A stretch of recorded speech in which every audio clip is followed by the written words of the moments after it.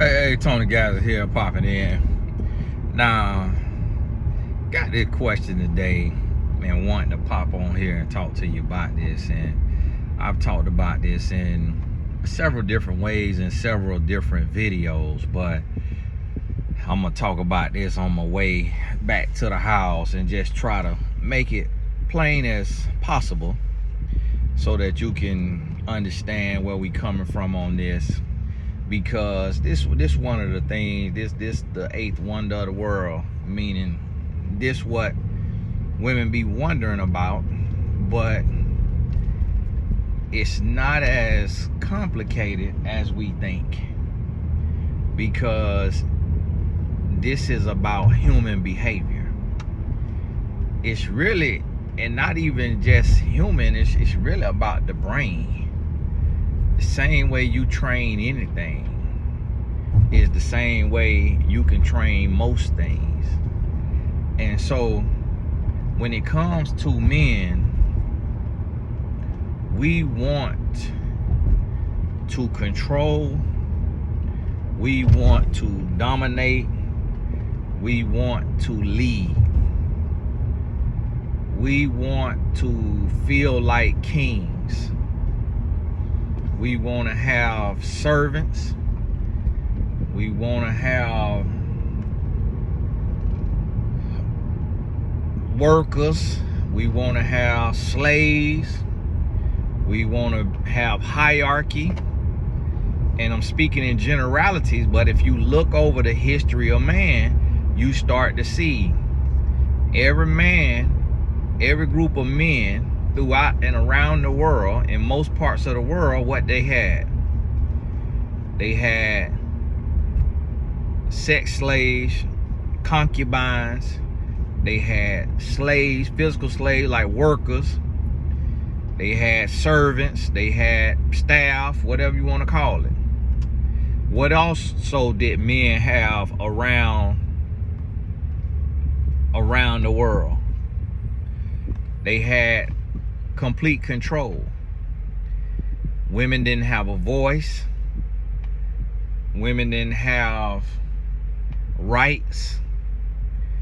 Women could be beat on. Women could be stoned. Women could be used, abused, expendable.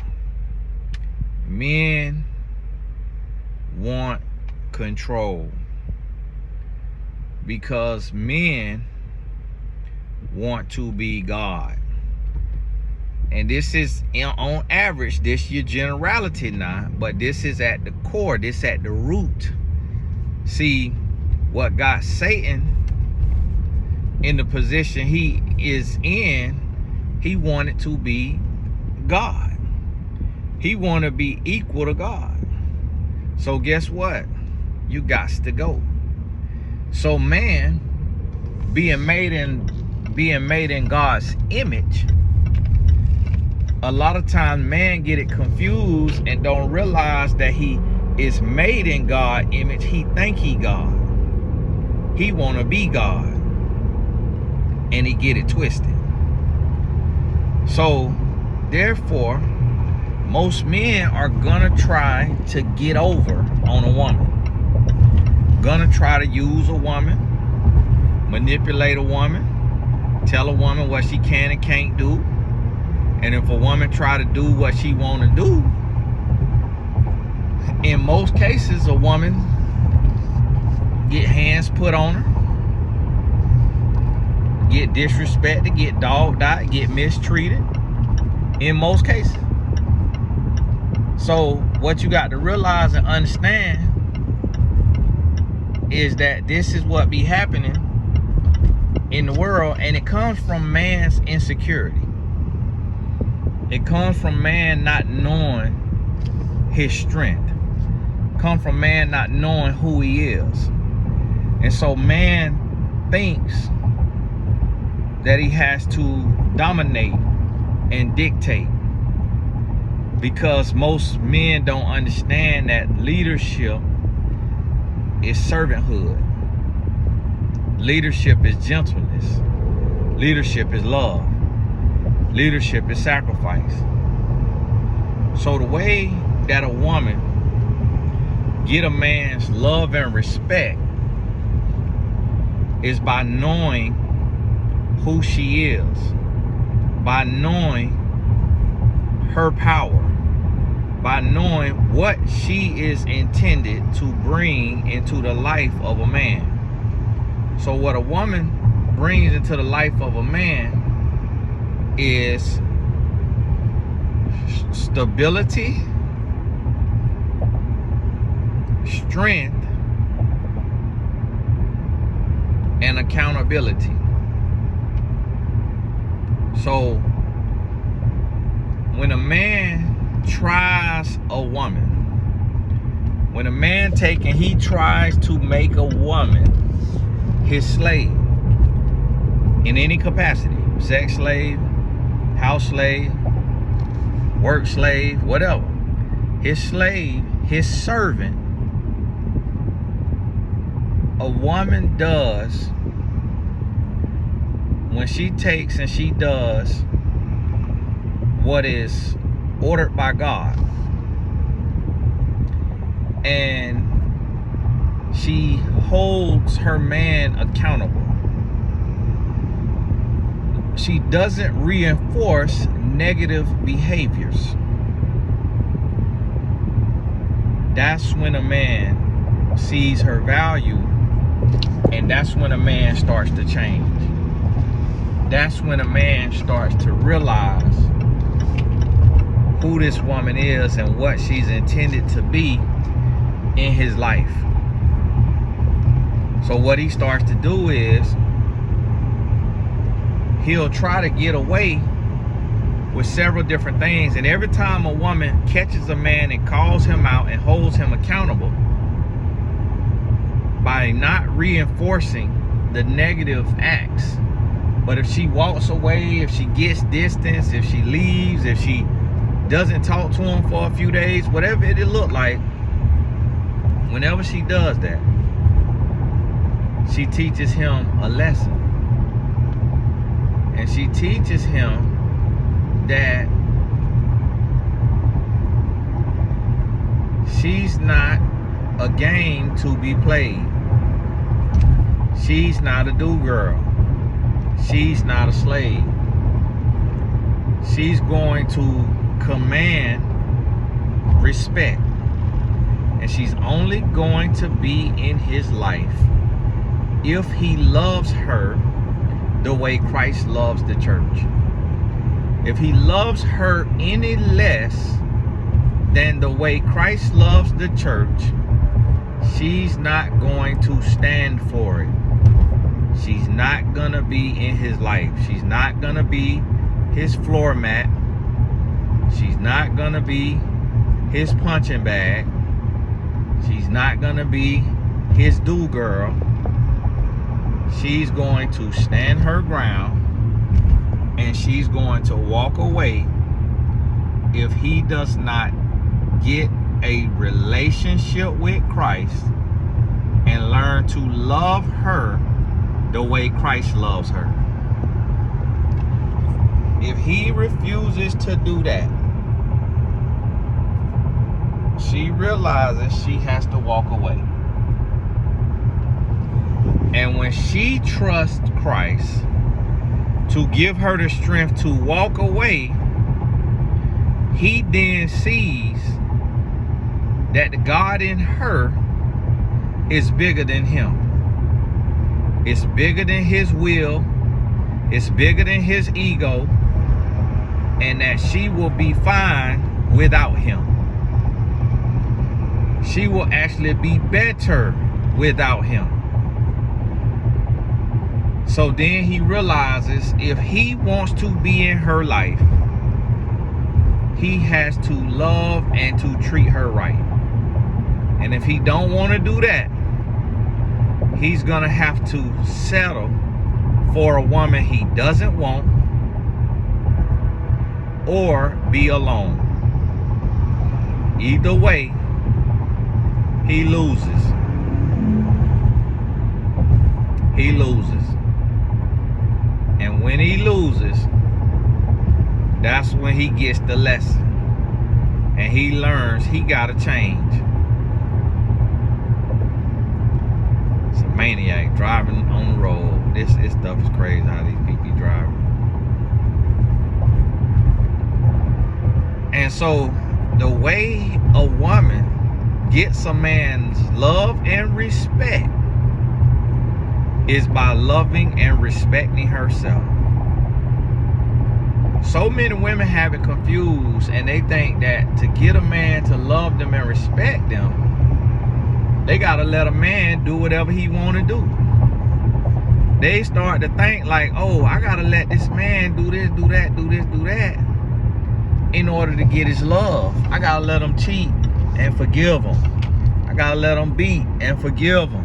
I gotta let him curse and forgive him. I gotta iron his clothes to go be with his jump off. And that's gonna make him love me. That's gonna make him respect me. No. Make him hate you. It make him hate you because he already hate himself, and you reinforcing the hate that he got for himself. What make him love you is when you call him to his higher self. When you command and demand that he be a better person, you make him a better person, and that's what make him love you, because he say, wow, she won't settle for me being mediocre. She won't settle for me wanting to be a deadbeat. She is requiring that I grow, that I learn, that I change. And when I do that, I get better. I get smarter. I make more money. I become more successful. I love this woman, because this woman refused to let me be less than who God called me to be. She was willing to walk away. She was willing to be a single mom, be a divorcee. She was willing to do anything to love and respect herself, and she will not let me get over. She will not let me mistreat her. She will not let me dog her out. And I had to grow to be with her. And I owe my growth, I owe my change, I owe my success to her. To her strength, to her self-love, to her relentlessness, pursuing the face of God and loving herself, and requiring that I love her the way God loves her. So because of her, I changed. See, you got some men who are not supposed to be your man. And no matter how you stand your ground, they not gonna change.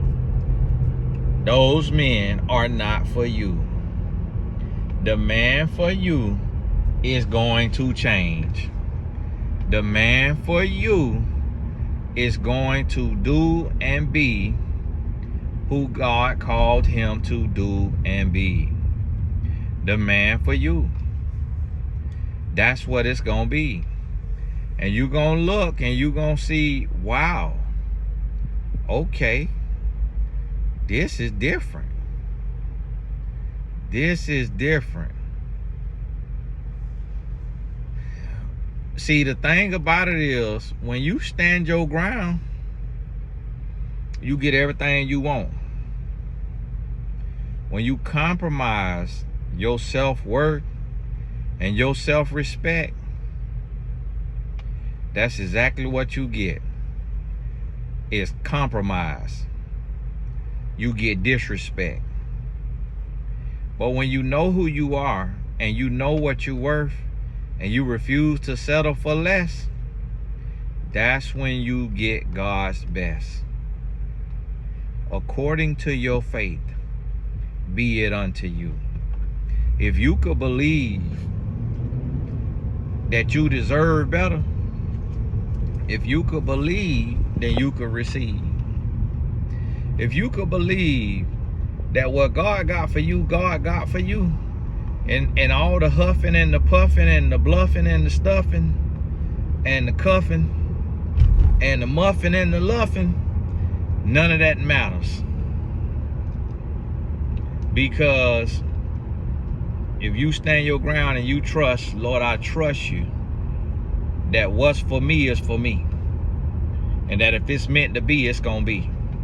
So I ain't gonna bend, I'm not gonna break, I'm not gonna fold right before the breakthrough happen. I'm gonna stand my ground. And I'm gonna set the standard, set the tempo for the love that I want. And guess what? That's the love you're gonna get. So you got to be willing to stop answering phone calls for a few days. You got to be willing to pack your stuff and move out for a few days. You got to be willing to file for a divorce. You got to be willing to go all the way through with it. You got to be willing to walk alone, to be alone, in order for a relationship to work. If you ain't willing to lose them, you ain't gonna be able to keep them. That's what you got to realize and understand. But hey, this Tony Gaskins. God bless you. Finna go on, get on off of here, get this here uploaded here in a little bit. God bless you, keep your head up. All the important links is in the description. Shout out to Madonna for the Tony Gaskins Family Foundation, the boys program.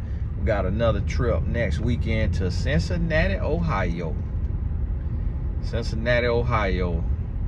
And it is costing us, but we trying to make it work, trying to make it happen. But hey, this Tony Gaskins. God bless you, and we'll talk soon.